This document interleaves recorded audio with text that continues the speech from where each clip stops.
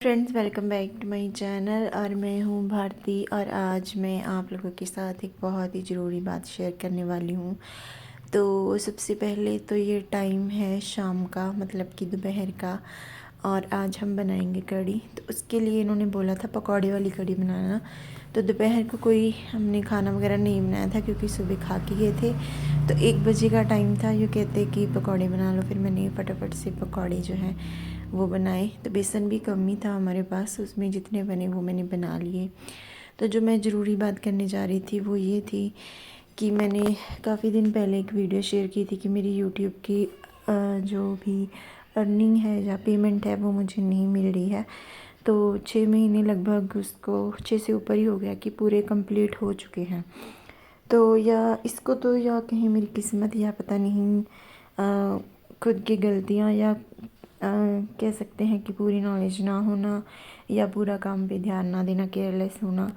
तो कुछ भी इसमें से बोल सकते हैं जो कि मेरे साथ हुई हैं। तो आज मैं शेयर इसीलिए कर रही हूँ कि अगर आप लोगों ने ये चीज़ें नहीं की हैं, अगर आप एक यूट्यूब चैनल चला रहे हैं और जुड़े हैं, या अभी नए नए, या फिर अभी जो है पुराना हो चुका है, इन चीज़ों से आप भी दूर हैं, तो मैं वो बातें यहाँ पे शेयर करना चाहती हूँ। सबसे पहले जब भी यूट्यूब चैनल बनाएं तो उसको जो है अपना गूगल एडसेंस बनता है जिस पे।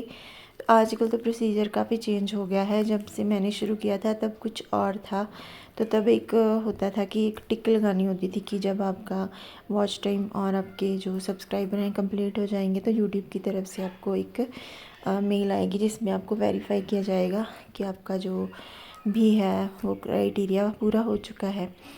तो उस टाइम से मैंने यूट्यूब जो है स्टार्ट की है। तो मेरी लगभग ये 3rd चैनल है जो मेरा मोनेटाइज है। तो इससे पहले, सबसे पहले जो मेरा चैनल मोनेटाइज हुआ था वो मेरा डिलीट भी हो चुका है। तो उसका कंटेंट कुछ और था, तो थोड़ा रिलीजन टाइप था, तो वो डिलीट हो चुका था। उससे मैंने अर्न भी किया था। और फिर उसके बाद मेरा एक DIY का चैनल था, मतलब सब कुछ मिक्स था उसमें। पहले मैंने DIY बनाए, फिर गार्डनिंग का, बीच में सब कुछ मिक्स होता गया। फिर उसके बाद मुझे लगा कि मुझे व्लॉग शूट करना चाहिए। जब मैं दुबई गई तो फिर उसमें मैंने व्लॉग्स डालने शुरू किए। तो उससे भी मुझे कुछ रिस्पॉन्स अच्छा नहीं मिला। तो मैंने DIYs जब छोड़े थे तब मुझे अच्छी रीच मिलने लगी थी। लेकिन कुछ ऐसा मेरे साथ हो गया था कि मुझे DIY जो है वो छोड़ने पड़े थे। तो इसीलिए मैंने व्लॉग शुरू कर दिया था। तो ये सब चलते हुए फिर मेरे जो व्यूज़ हैं काफ़ी डाउन चले गए थे। और मोनेटाइज तो चैनल था, लेकिन उसमें कह सकते हैं कि एक बूंद बूंद जैसे वो करते करते सागर जैसे भरना, ऐसा कुछ हो गया था उसमें। फिर उसके बाद वो चैनल अभी भी उसमें $100 कंप्लीट नहीं हुए। उसके बाद फिर मैंने किसी की वीडियो देखी थी, तो इसमें जैसे फीड वीडियो बनाते हैं तो उनके काफ़ी अच्छे खासे व्यू आए थे, आ रहे थे। तो मैंने सोचा कि ठीक है, चलो मैं तो कर ही रही हूँ काम, तो मैं भी ये काम करती हूँ, क्योंकि उसमें मुझे कुछ गलत नहीं लगा। सिर्फ पैरों पे नील पेंट लगाना या ऐसे कुछ मैश करना चीज़ें, ऐसे कुछ था। तो फिर उसमें मुझे कुछ नेगेटिव कमेंट्स भी आते थे कि खाने वाली चीज़ों को पैर लगाते हैं या उनको ख़राब करते हैं। फिर मैंने वो चीज़ें लेनी शुरू की जो ख़राब हो चुकी हैं। तो फिर भी मुझे अंदर से लगा कि ये चीज़ शायद सही नहीं है। तो फिर मैंने उसको छोड़ के, उससे मेरे चैनल को बहुत ज़्यादा अच्छी रीच मिली, बहुत केस में व्यूज़ आते थे। तो मुझे एक कमेंट भी आया था कि आपके सब्सक्राइबर के कंपैरेटिवली व्यूज़ बहुत कम है। तो वही सबसे बड़ा एक रीज़न था, क्योंकि मेरी सारी ऑडियंस वही वीडियो वाली है। तो बहुत कम मैंने सब्सक्राइबर जो हैं व्लॉग से जो है मेरे साथ जुड़े हैं। तो उसके बाद जब फिर मेरा ये चैनल बीच में थोड़ा प्रॉब्लम कर गया था, डीमोनेटाइज हो गया था, फिर मैंने किसी की हेल्प से इसको फिर से मोनेटाइज करवाया। और फिर मेरे $100 जो है वो पूरे हो चुके थे। और अब जब $100 पूरे हो चुके थे तो वो मुझे पेमेंट नहीं आ रही थी, मुझे कुछ समझ में नहीं आ रहा था। तो ये चीज़ मुझसे मिस हो गई थी, वो था टैक्स फॉर्म, जो इनकम टैक्स फॉर्म होता है। नई पॉलिसी आई थी बहुत पहले, अभी तो काफ़ी पुरानी हो चुकी है।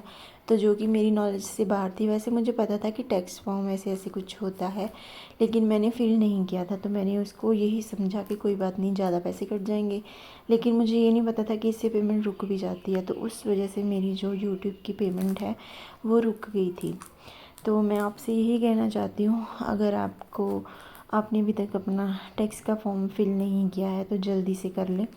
और मैंने फ़िल किया, उसके बाद ही मेरी जो पेमेंट है वो उनकी तरफ से पे हो चुकी है, लेकिन अभी तक अकाउंट में नहीं आई है। तो मेरे साथ कुछ ना कुछ ऐसे उल्टा सीधा होता ही रहता है। तो अभी मुझे नहीं पता कब आएगी, कब अकाउंट में आएगी, कब मैं आप लोगों के साथ ये गुड न्यूज़ जो है शेयर करूँगी, या पता नहीं मतलब कर पाऊँगी भी या नहीं। तो बस इसी के चलते आजकल मैं काफ़ी ज़्यादा स्ट्रेस में हूँ।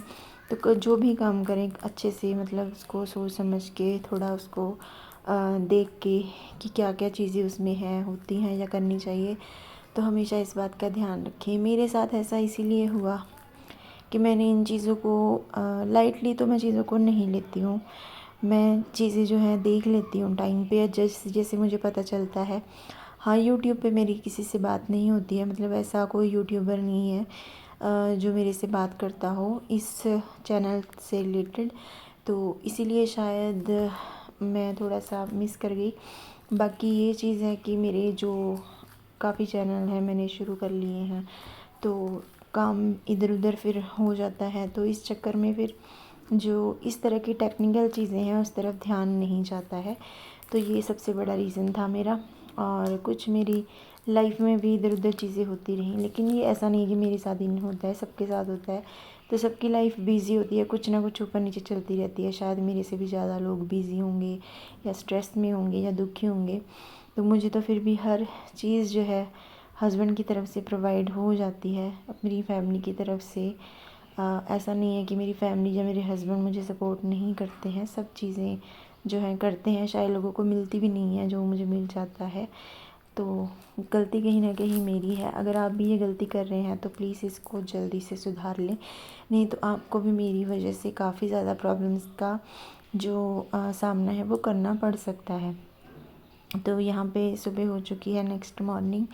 तो आज दिन है फ्राइडे का, तो इनके लिए मैं पराठे बना रही हूँ। कढ़ी तो कल की बची हुई है, तो बस सुबह एक ही बार में मैं नाश्ता बना लेती हूँ पराठियाँ, तो फिर बार बार बनानी नहीं पड़ती। तो इनको खिलाने के बाद फिर थोड़ा काम करने के बाद जब मुझे भूख लगती है तो मैं भी खा लेती हूँ। तो बटर के साथ पराठे आजकल मैं बनाती हूँ, तो काफ़ी टेस्टी लगते हैं।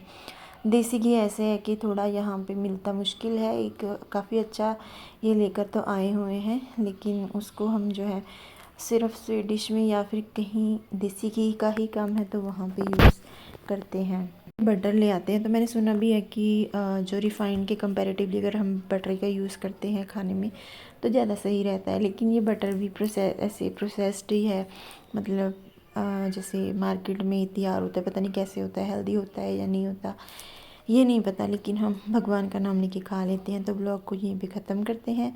अच्छा लगे लाइक ज़रूर करना। Bye bye, take care.